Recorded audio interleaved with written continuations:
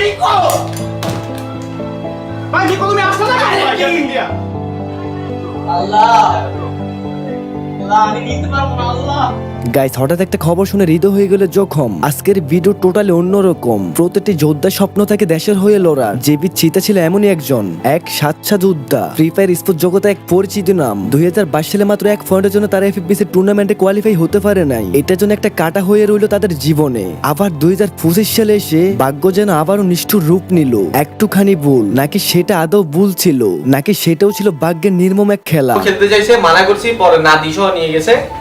নিয়ে গিয়ে হচ্ছে ক্যানোলা খুলছে, কারণ ক্যানোলা দিয়ে কিভাবে খেলবে, ক্যানোলা দিয়ে তো খেলা সম্ভব। জেবি চিতা, যার স্বপ্ন ছিল বাংলাদেশের হয়ে ওয়ার্ল্ড কাপ খেলার, সে নিজের অসুস্থ শরীর নিয়েও খেলছে শুধুমাত্র নিজের দলের জন্য, নিজের দেশের জন্য। যেখানে অন্য কেউ হয়তো হাঁটতেও পারতো না, সেখানে সে গেমের ভিতর লড়ে গেছে বুক চেতিয়ে। সে যুদ্ধ করেছে এমন এক শারীরিক অবস্থায় যেখানে স্বাভাবিক মানুষ বিছানা থেকে উঠতে পারতো না। তার ফুসফুসে পানি জমছিল। হ্যাঁ, এমন অবস্থা তো সে পাগলের মতো লড়ে গেছে নিজের দলের জন্য, নিজের দেশের জন্য। জীবনের ঝুঁকি নিয়ে গেমের ভিতরে নিজের সর্বোচ্চটা দিয়েছে। তবু এই লড়াই শরীর আর মন দুটোকে থামিয়ে দিল। শারীরিক যন্ত্রণা সবকিছু মিলিয়ে সে নিতে পারেনি, এবং আজ সে আমাদের মাঝেই নেই। সে চলে গেছে না ফেরার দেশে, আমাদের ছেড়ে, তার স্বপ্নগুলো ছেড়ে। আজ আমরা কাঁদি, কিন্তু তার আত্মা নিশ্চয় শান্তিতে আছে, কারণ সে লড়ে গেছে, শেষ পর্যন্ত লড়েছে। কিন্তু ভাগ্য তার সাথে ছিল না। জেবি চিতা শুধু একজন গেমার না, সে ছিল এক প্রতীক, আত্মত্যাগ, লড়াই আর ভালোবাসার। কিন্তু তার গল্প থাকবে আমাদের মনে চিরকাল। রেস্ট ইন পিস জেবি চিতা।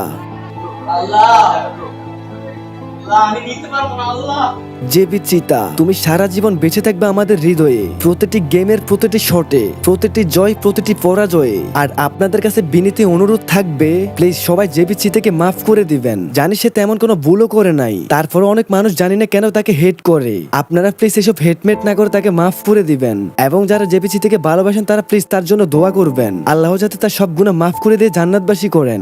ঘুম থেকে উঠে এমন একটা খবর শুনবো জীবনে আশা করি নাই। বিশ্বাস করেন ভাই, খবর দেখার পর আমার চোখ উল্টে যাচ্ছিল, শরীরের সব লোম দাঁড়িয়ে যাচ্ছিল।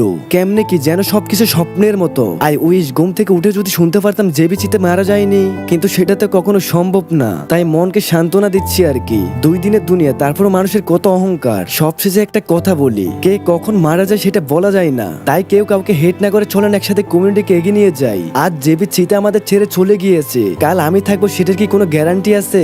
তাহলে কেন মানুষ হয়ে মানুষকে এত হেট করবেন? আর আমাকে যদি আপনারা কেউ হেট করে থাকেন, প্লিজ আমাকে বলবেন কোন কারণে আপনারা আমাকে দেখতে পারেন না। আমি সেটা অবশ্যই ঠিক করার চেষ্টা করব। সবশেষে বলতে চাই ভালোবাসি আপনাদের। আর সবশেষে আবার বলতে চাই, সবাই আমার ভাইয়ের জন্য, জেবি চিতার জন্য দোয়া করবেন। আর সবাই প্লিজ ওনাকে মাফ করে দিবেন। আল্লাহ যাতে তাকে জান্নাতবাসী দান করেন, আমিন। তো দেখা হচ্ছে পরবর্তী ভিডিওতে। আল্লাহ হাফেজ।